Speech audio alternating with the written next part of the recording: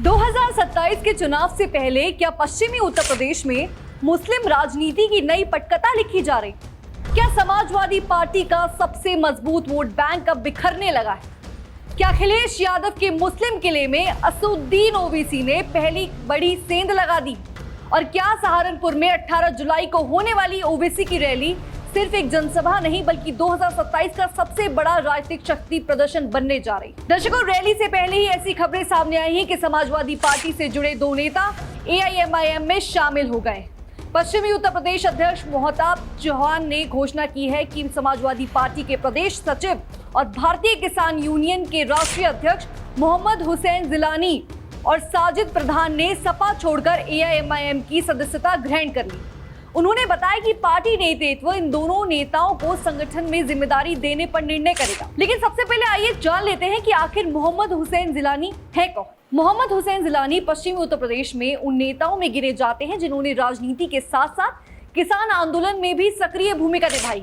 वो लंबे समय तक समाजवादी पार्टी से जुड़े रहे और पार्टी ने उन्हें प्रदेश सचिव जैसे महत्वपूर्ण जिम्मेदारियां भी सौंपी।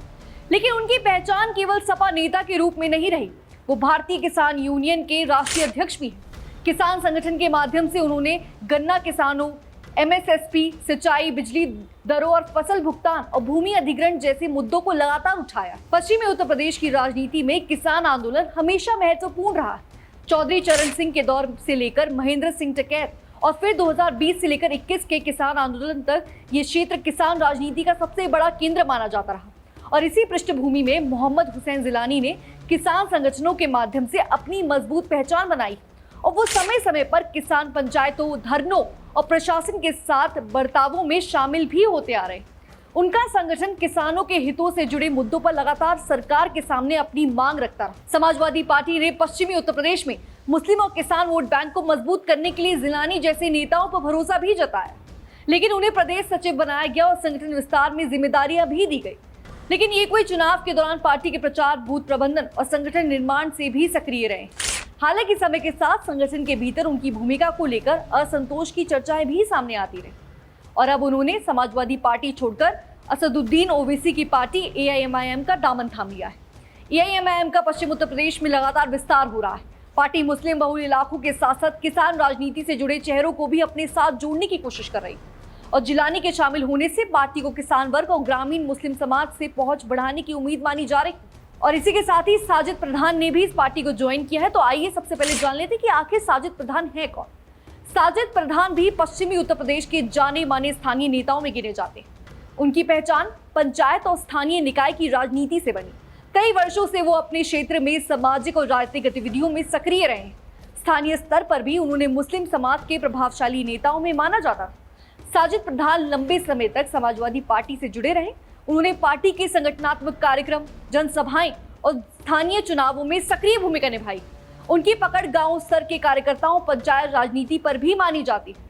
साजिद प्रधान का प्रभाव मुख्य रूप से ग्रामीण मुस्लिम मतदाताओं और पंचायत स्तर की राजनीति में देखा जाता है। वो स्थानीय समस्याएं जैसे सड़क, बिजली, पानी, शिक्षा, रोजगार और पंचायत विकास जैसे मुद्दों पर लगातार सक्रिय नजर आते रहे। और एआईएमआईएम पिछले कुछ वर्षों से पश्चिमी उत्तर प्रदेश में अपनी राजनीतिक जमीन तैयार करने में लगी हुई और इसी के साथ ही पार्टी का फोकस खासतौर पर सहारनपुर, मेरठ, मुजफ्फरनगर, शामली, बिजनौर, अमरोहा, मुरादाबाद और आसपास के जिलों पर रहा है। ऐसे में साजिद प्रधान जैसे स्थानीय प्रभाव वाले नेताओं का पार्टी में शामिल होना एआईएमआईएम को संगठनात्मक रणनीति का हिस्सा माना जा रहा है। लेकिन अब सवाल सिर्फ दो नेताओं का नहीं है। सवाल ये है, क्या ये सिर्फ शुरुआत है या फिर आने वाले दिनों में समाजवादी पार्टी के और नेता भी एआईएमआईएम का दामन थाम सकते हैं? और सबसे बड़ा सवाल, अगर मुस्लिम वोट दो हिस्सों में बंटता है तो सबसे ज्यादा फायदा किसे होगा? बीजेपी को होगा, बीएसपी को होगा या फिर खुद ओवैसी को होगा? तो आइए समझते हैं इसकी पूरी इनसाइड स्टोरी। दर्शकों, सबसे पहले समझते हैं कि आखिर अचानक सहारनपुर इतना अहम क्यों माना जा रहा है। उत्तर प्रदेश विधानसभा चुनाव 2027 में अभी समय जरूर है, लेकिन राजनीतिक दलों ने अपनी अपनी बिसात बिछानी शुरू कर दी है। बीजेपी सत्ता बचाने की तैयारी में है। समाजवादी पार्टी पीडीए यानी पिछड़ा, दलित और अल्पसंख्यक समीकरण को मजबूत करने में लगी हुई। वहीं बहुजन समाज पार्टी अपने पुराने कोर वोट बैंक को वापस लाने की कोशिश कर रही। और इसी बीच एआईएमआईएम प्रमुख असदुद्दीन ओवैसी ने पश्चिमी उत्तर प्रदेश को अपना सबसे बड़ा चुनावी मैदान बता दिया है। पार्टी ने साफ कर दिया है कि 18 जुलाई को सहारनपुर और 25 जुलाई को मुरादाबाद में बड़ी जनसभाएं होंगी और इससे पहले भी बहराइच के मटेरा और बिजनौर के नजीबाबाद में भी ओबीसी सभाएं कर चुके हैं। हिंदुस्तान टाइम्स की रिपोर्ट्स के मुताबिक एआईएमआईएम अब पश्चिमी उत्तर प्रदेश के मुस्लिम बहुल इलाकों में बूथ स्तर तक संगठन मजबूत करने में जुटी है और पार्टी का दावा है कि करीब 200 विधानसभा सीटों पर संगठनात्मक ढांचा तैयार किया जा रहा है। लेकिन दर्शकों, इस पूरी कहानी का सबसे दिलचस्प मोड़ यहां से शुरू होता है जब 18 जुलाई की रैली से ठीक पहले समाजवादी पार्टी से जुड़े 2 नेताओं के एआईएमआईएम में शामिल होने की चर्चा तेज हो जाती है। राजनीतिक गलियारों में इसे सिर्फ दल बदल नहीं बताया जा रहा है बल्कि एक संदेश माना जा रहा है। दर्शकों, एआईएमआईएम अब सिर्फ चुनाव नहीं लड़ने जा रही बल्कि समाजवादी पार्टी के संगठन में भी सेंध लगाने की रणनीति पर काम कर रही है। हालांकि अब देखना बाकी है कि इन नेताओं का स्थानीय स्तर पर कितना प्रभाव रहता है, लेकिन राजनीतिक तौर पर इसका संदेश काफी बड़ा माना जा रहा है। अगर उत्तर प्रदेश का चुनावी नक्शा देखें तो पश्चिमी उत्तर प्रदेश हमेशा सरकार बनाने और बिगाड़ने वाला इलाका माना जा रहा है और सहारनपुर, मुजफ्फरनगर, शामली, बिजनौर, अमरोहा, रामपुर, मुरादाबाद, मेरठ, इन जिलों में बड़ी संख्या में मुस्लिम मतदाता शामिल हैं। कई विधानसभा सीटों पर मुस्लिम वोट निर्णायक भूमिका निभाता रहा है और यही वजह है कि बीजेपी यहां हिंदुत्व और गैर यादव ओबीसी समीकरण पर काम करती नजर आ रही है। और इसी बीच समाजवादी पार्टी मुस्लिम यादव समीकरण मजबूत करना चाहती, बीएसपी दलित मुस्लिम समीकरण तलाश रही है और अब ओबीसी सीधे मुस्लिम राजनीतिक प्रतिनिधित्व का मुद्दा उठा रहे हैं। उत्तर प्रदेश में एआईएमआईएम कई वर्षों से अपनी राजनीतिक जमीन तैयार करने की कोशिश कर रही है। 2022 में भी विधानसभा चुनाव में पार्टी ने बड़ी संख्या में उम्मीदवार उतारे थे, लेकिन एक भी सीट नहीं जीत सकी। हालांकि कई सीटों पर पार्टी ने हजारों वोट हासिल तो किए, जिसके बाद से एआईएमआईएम लगातार संगठन विस्तार पर जोर दे रही। लेकिन अब 2027 के चुनाव से पहले रणनीति बदल गई। अब सिर्फ उम्मीदवार उतारने की बात नहीं होती, बल्कि स्थानीय नेताओं को जोड़ने, बूथ स्तर पर कार्यकर्ता तैयार करने और मुस्लिम बहुल क्षेत्रों में स्थायी संगठन खड़ा करने की कोशिशें भी हो रही हैं। लेकिन सवाल ये उठ रहा है, क्या ओबीसी सीधे अखिलेश यादव को चुनौती दे रहे हैं? अगर पिछले 2 विधानसभा चुनाव देखें तो समाजवादी पार्टी ने मुस्लिम वोटरों के बीच अपनी मजबूत पकड़ बनाई। 2024 लोकसभा चुनाव के बाद अखिलेश यादव लगातार पीडीएफ फॉर्मूले को आगे बढ़ा रहे हैं, लेकिन ओबीसी का कहना है कि मुस्लिम समाज को सिर्फ 2 वोट बैंक बनाकर रखा गया है और उसे राजनीतिक भागीदारी नहीं मिली। और यही मुद्दा अब एआईएमआईएम का पूरा चुनावी रणनीति का केंद्र बन चुका है। ओबीसी सिर्फ वोट मांगने नहीं आ रहे बल्कि संगठन बनाने आ रहे हैं और यही सबसे बड़ा फर्क है। पिछले कुछ महीनों में एआईएमआईएम ने लगातार ये संकेत दिया है कि पार्टी केवल चुनावी रैलियां नहीं करेगी बल्कि जिला, तहसील और बूथ स्तर तक अपना संगठन मजबूत करेगी। और 18 जुलाई को सहारनपुर रैली को भी इसी संगठन विस्तार अभियान का हिस्सा माना जा रहा है। लेकिन दर्शकों, अब सवाल यह है, क्या 2 नेताओं के जाने से समाजवादी पार्टी कमजोर पड़ जाएगी? लेकिन इतनी जल्दी ऐसा निष्कर्ष निकालना सही नहीं होगा, क्योंकि उत्तर प्रदेश की राजनीति केवल नेताओं से नहीं बल्कि संगठन, जातीय समीकरण, स्थानीय प्रभाव और उम्मीदवार की स्वीकृति से भी चलती है। लेकिन राजनीति में कई बार प्राथमिकता घटनाएं भी बड़ी संदेश मानी जाती हैं। अगर किसी पार्टी के नेता चुनाव से पहले दूसरी पार्टी में जाने लगे तो विपक्ष उसे मनोवैज्ञानिक बढ़त के तौर पर पेश करता है और यही काम इस समय एआईएमआईएम भी करती नजर आ रही। लेकिन अब समझते हैं कि ओबीसी की असली रणनीति आखिर है क्या। दर्शकों, अगर पिछले 5 वर्षों की राजनीति देखें तो एआईएमआईएम ने उत्तर प्रदेश में कई प्रयोग किए हैं। 2022 विधानसभा चुनाव में पार्टी ने करीब 95 सीटों पर चुनाव लड़ा, लेकिन एक भी सीट नहीं जीत सकी और इसके बावजूद भी पार्टी ने चुनाव के बाद उत्तर प्रदेश छोड़ने के बजाय यही संगठन विस्तार जारी रखा। 2024 लोकसभा चुनाव में भी एआईएमआईएम ने अलग राजनीतिक प्रयोग किए, लेकिन अब 2027 को देखते हुए पार्टी ने रणनीतिक बदल दी है। अब पहले संगठन, फिर स्थानीय नेता, उसके बाद चुनाव, यानी पहले जमीन तैयार की जाएगी, फिर उम्मीदवार चयन होगा, उसके बाद 2022 के चुनाव में एआईएमआईएम ने प्रदर्शन और उसके बाद भी उत्तर प्रदेश में संगठन विस्तार जारी रखने की रणनीति सार्वजनिक रिकॉर्ड दर्ज किया है। लेकिन क्या मुस्लिम वोट बैंक इतना आसानी से शिफ्ट हो जाएगा? ये सबसे बड़ा सवाल है। अगर पिछले चुनाव देखें तो उत्तर प्रदेश में मुस्लिम मतदाताओं का बड़ा हिस्सा भाजपा को हराने की संभावना वाले उम्मीदवार की ओर जाता रहा और यही वजह है कि समाजवादी पार्टी को मुस्लिम वोटों का बड़ा समर्थन मिलता आ रहा है। लेकिन अब ओबीसी इस सोच को बदलना चाहते हैं। उनका तर्क है कि मुस्लिम समाज को सिर्फ ट्रांसफरेबल वोट बैंक नहीं बल्कि अपनी स्वतंत्र राजनीति हिस्सेदारी भी चाहिए। एआईएमआईएम के प्रदेश नेतृत्व ने भी हाल में बयान में समाजवादी पार्टी पर आरोप लगाया है कि उसने मुस्लिम समाज का इस्तेमाल केवल वोट के लिए नहीं किया। लेकिन ये पूरी कहानी अभी अधूरी है, क्योंकि इससे बड़ा सवाल अभी बाकी है कि अगर एआईएमआईएम मुस्लिम वोट बैंक में सेंध लगाने में सफल हो जाती है तो इस सबसे ज्यादा नुकसान किसे होगा? समाजवादी पार्टी को होगा, बहुजन समाज पार्टी को होगा, या फिर इसका फायदा भारतीय जनता पार्टी को भी मिल सकता है। लेकिन सबसे पहले ये समझ लेते हैं कि समाजवादी पार्टी आखिर क्यों सबसे ज्यादा चिंतित हो सकती। अगर पिछले 3 विधानसभा चुनाव पर नजर डालें तो मुस्लिम मतदाताओं का बड़ा हिस्सा लगातार समाजवादी पार्टी के साथ जाता रहा है। 2017 में भी बीजेपी को बड़ी जीत के बावजूद कई मुस्लिम बहुल सीटों पर समाजवादी पार्टी मजबूत दिखाई दी और इसी के साथ ही 2022 विधानसभा चुनाव में राष्ट्रीय लोकदल के साथ गठबंधन बनने के बाद पश्चिमी उत्तर प्रदेश में मुस्लिम वोटों का बड़ा हिस्सा फिर समाजवादी गठबंधन की तरफ गया और फिर 2024 लोकसभा चुनाव में भी समाजवादी पार्टी और कांग्रेस गठबंधन को मुस्लिम मतदाताओं का व्यापक समर्थन मिलने की चर्चाएं हुई। और यही वजह है कि आज अगर कोई दल मुस्लिम वोट बैंक में सेंध लगाने की कोशिश करता है तो उसका सीधा असर सबसे पहले समाजवादी पार्टी में दिखाई दे सकता है। लेकिन क्या ओबीसी वास्तव में वोट काट सकते हैं?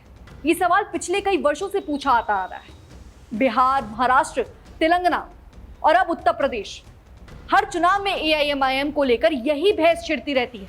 समर्थकों का कहना है कि एआईएमआईएम मुस्लिम समाज को राजनीतिक प्रतिनिधित्व देना चाहती है और विरोधियों का कहना है कि एआईएमआईएम विपक्षी वोटों को बंटवारा करना चाहती है। हालांकि दर्शकों, इस पर राजनीतिक दलों ने अपने अपने तर्क चुनाव दर चुनाव और परिस्थितियां अलग रहती हैं और यही कारण है कि उत्तर प्रदेश में भी एआईएमआईएम को लेकर यही बहस फिर से शुरू हो गई है। लेकिन ओबीसी सिर्फ मुस्लिम वोट बैंक की बात नहीं कर रहे हैं, बल्कि वो राजनीतिक हिस्सेदारी की भी बात कर रहे हैं। अपने कई भाषणों में ओबीसी ये सवाल उठाते आ रहे हैं कि अगर मुस्लिम आबादी इतनी बड़ी है तो सत्ता में उनकी भागीदारी उतनी कम क्यों दिखाई दे रही? अगर विधायक कम है, अगर मंत्री कम है, अगर राजनीतिक नेतृत्व कम है तो आखिर इसकी जिम्मेदारी किसकी है? और यही सवाल एआईएमआईएम आज समाजवादी पार्टी से भी पूछ रहे हैं और यही सवाल 18 जुलाई की सहारनपुर रैली में भी प्रमुख मुद्दा बनने की संभावना जताई जा रही। और समाजवादी पार्टी का दावा है कि उत्तर प्रदेश में भाजपा को हराने की सबसे मजबूत ताकत वही, अगर विपक्षी वोट बटे तो इसका फायदा सीधे बीजेपी को मिल सकता है और इसीलिए ही समाजवादी पार्टी लगातार एकजुट विपक्ष की बात करती नजर आ रही। अखिलेश यादव कई बार सार्वजनिक मंचों से कह चुके हैं कि विपक्षी वोटों का बिखराव भाजपा को फायदा पहुंचा सकता है और यही वजह है कि समाजवादी पार्टी एआईएमआईएम को अपने सबसे बड़े राजनीतिक प्रतिनिधित्व के रूप में देखना चाह रही, खासकर उन सीटों पर जहां मुस्लिम वोट निर्णायक भूमिका निभा रहे हैं। लेकिन दर्शकों, अब सवाल यह है, क्या इससे बहुजन समाज पार्टी को फायदा मिलेगा? राजनीतिक विश्लेषकों का मानना है कि अगर मुस्लिम वोट समाजवादी पार्टी और एआईएमआईएम के बीच बंटते हैं तो कुछ सीटों पर बहुजन समाज पार्टी को फायदा मिल सकता है, क्योंकि मायावती पिछले कुछ समय से लगातार दलित, अति पिछड़ा और मुस्लिम समाज के साथ लाने की कोशिश कर रही। हालांकि ये पूरी तरह उम्मीदवार, स्थानीय समीकरण और चुनावी माहौल पर निर्भर करेगा। किसी एक फॉर्मूले पर पूरे उत्तर प्रदेश पर लागू नहीं किया जा सकता। लेकिन अब तक हमने समझा कि ओबीसी की सहारनपुर रैली क्यों महत्वपूर्ण है। लेकिन समाजवादी पार्टी के 2 नेताओं के एआईएमआईएम में शामिल होने की चर्चाएं लगातार हो रही और मुस्लिम वोट बैंक को लेकर नई बहस छिड़ चुकी है। लेकिन अब आते हैं उस पूरी कहानी के सबसे अहम हिस्से पर, जब ओबीसी का मिशन सफल हो सकता है तो आखिर इसका असर उत्तर प्रदेश में किन किन विधानसभा सीटों पर पड़ सकता है? क्या ये लड़ाई सिर्फ सहारनपुर तक सीमित रहेगी या फिर इसका असर पश्चिमी उत्तर प्रदेश में भी दिखाई देने लगे? ओबीसी की सहारनपुर रैली क्यों इतनी महत्वपूर्ण दिखाई दे रही है?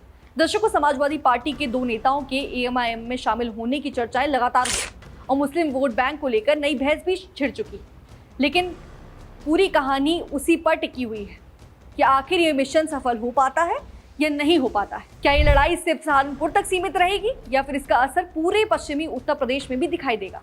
उत्तर प्रदेश में कुल 403 विधानसभा सीटें हैं। इनमें से लगभग 70 से 75 सीटें ऐसी मानी जाती हैं जहां मुस्लिम मतदाता चुनावी नतीजों को प्रभावित करने की स्थिति में रहते हैं और यही वजह है कि हर चुनाव में BJP, Samajwadi party, Bahujan Samaj party, Congress और अब एआईएमआईएम सभी की सबसे ज्यादा नजर पश्चिमी उत्तर प्रदेश पर टिकी हुई। लेकिन ओबीसी का असली निशाना क्या है? अगर उनके पिछले भाषणों को देखें तो वो केवल भाजपा पर हमला नहीं करते हैं, बल्कि समाजवादी पार्टी को भी सवाल पूछते नजर आते हैं। ओबीसी का कहना है कि अगर मुस्लिम समाज हर चुनाव में एक ही पार्टी को वोट देता रहेगा तो बदले में उसे राजनीतिक नेतृत्व कितना मिलेगा? और यही सवाल एआईएमआईएम की पूरी राजनीति का केंद्र बन चुका है। पार्टी का दावा है कि वो केवल चुनाव लड़ने नहीं बल्कि मुस्लिम समाज को राजनीतिक प्रतिनिधित्व दिलाने की लड़ाई लड़ रहे हैं। समाजवादी पार्टी का कहना है कि उत्तर प्रदेश की लड़ाई केवल प्रतिनिधित्व की नहीं बल्कि भाजपा को हराने की भी है। अगर विपक्षी वोट बटे तो सीधा फायदा भाजपा को ही होगा और यही कारण है कि समाजवादी पार्टी लगातार पीडीए यानी पिछड़ा, दलित और अल्पसंख्यक की बात करती आ रही है। अखिलेश यादव का मानना है कि अगर ये सामाजिक गठबंधन मजबूत रहा तो 2027 में सत्ता परिवर्तन संभव हो सकता है। लेकिन अब सवाल, क्या 2027 में तस्वीर बदल सकती है? दर्शकों, इसका जवाब आज किसी के पास नहीं है, क्योंकि राजनीति में सिर्फ रैली, भीड़ और सोशल मीडिया चुनाव नहीं जीते जाते। चुनाव जीता जाता है मजबूत संगठन, स्थानीय नेतृत्व, उम्मीदवार और जनता का भरोसा जीतकर। और अगर एआईएमआईएम इन चारों मोर्चों पर मजबूत होती है तो कुछ सीटों पर मुकाबला जरूर बदल सकता है। लेकिन अगर संगठन केवल रैलियों तक सीमित रह गया तो चुनावी नतीजों पर उसका असर सीमित भी रह सकता है। यानी फिलहाल दोनों संभावनाएं मौजूद है। लेकिन अब सबसे बड़ा सवाल यही है कि समाजवादी पार्टी की रणनीति क्या होगी। अखिलेश यादव अच्छी तरह जानते हैं कि 2027 की लड़ाई सिर्फ भाजपा के खिलाफ नहीं है, बल्कि विपक्ष के भीतर अपनी रणनीतिक बढ़त बनाए रखने की भी है। और इसीलिए वो लगातार पीडीए का फॉर्मूला अपनाते आ रहे हैं। लेकिन दर्शकों, दूसरी तरफ ओबीसी भी लगातार मुस्लिम राजनीतिक प्रतिनिधित्व का मुद्दा उठा रहे हैं। यानी दोनों पार्टियां एक ही सामाजिक वर्ग को दो अलग अलग राजनीतिक मॉडल पेश कर रही है। एक कह रही है कि बीजेपी को हराने के लिए एकजुट रहो और दूसरा कह रहा है कि अपनी अलग राजनीतिक आवाज बनो। आखिर जनता किसे चुनती है, ये फैसला दर्शकों 2027 में होगा। 18 जुलाई की सहारनपुर रैली सिर्फ एक राजनीतिक सभा नहीं है, बल्कि 2027 विधानसभा चुनाव से पहले उत्तर प्रदेश की बदलती राजनीति का सबसे बड़ा संकेत मानी जा रही है। लेकिन एक तरफ अखिलेश यादव का पीडीएफ फॉर्मूला है और दूसरी तरफ ओबीसी का राजनीतिक प्रतिनिधित्व वाला मॉडल। और बीच में है मायावती अपनी खोई हुई जमीन वापस लाने की कोशिश में जुटी है। और भारतीय जनता पार्टी भी अपनी सत्ता बचाने की तैयारी में जुट चुकी है। लेकिन सबसे बड़ा फैसला ना किसी नेता के हाथ में हो, ना किसी पार्टी के, बल्कि उत्तर प्रदेश की जनता के हाथ में है। क्या 18 जुलाई की सहारनपुर रैली 2027 के चुनाव का टर्निंग पॉइंट साबित होगी? ये तो दर्शकों आने वाला वक्त ही बताएगा। लेकिन इससे पहले अब आप अपनी राय हमें कमेंट सेक्शन में जरूर बताइएगा। तब तक के लिए बनी रहिए हमारे साथ और देखते रहिए डीएनपी भारत।